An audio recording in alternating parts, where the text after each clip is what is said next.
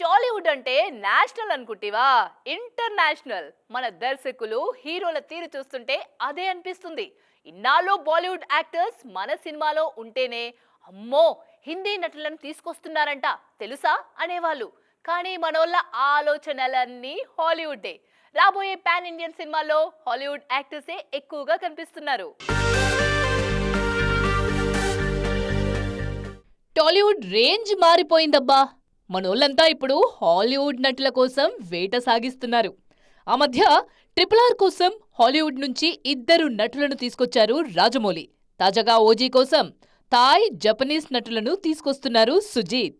ఇందులో విలన్లుగా థాయ్ నటుడు వితాయా ఫన్సింగ్రం, జపనీస్ నటుడు కాజూకి కితామురా నటిస్తున్నారు. ఓజీ షెడ్యూల్ ప్రస్తుతం బ్యాంకాక్ లో జరుగుతుంది. ఆ తర్వాత థాయిలాండ్ లోనూ ఓ షెడ్యూల్ ప్లాన్ చేస్తున్నారు. ఇప్పటికే 80% షూటింగ్ కూడా పూర్తయింది.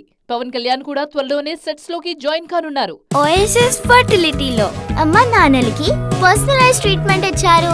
In the good hands of science. Mummy daddy అవ్వాలంటే ఓఎస్ఎస్ కి కాల్ చేయండి. ఇక ప్రభాస్ స్పిరిట్ కోసం ప్రముఖ సౌత్ కొరియన్ యాక్టర్ డాన్ లీని తీసుకొస్తున్నారు దర్శకుడు సందీప్ వంగ. కొరియన్ సినిమాలతో పాటు హాలీవుడ్ లోనూ యాక్షన్ హీరోగా డాన్ లీకి పేరుంది. ఈయన గాని ప్రభాస్ సినిమాలో పడితే ఆ రేంజ్ మామూలుగా ఉండదు.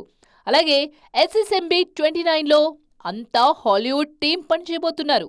మరీ ముఖ్యంగా యాక్టర్స్ తో పాటు టెక్నికల్ టీం ని కూడా అక్కడి నుంచే తీసుకొస్తున్నారు రాజమౌళి. మొత్తానికి మన సినిమా ఇంటర్నేషనల్ స్థాయికి ఎదిగిపోయింది.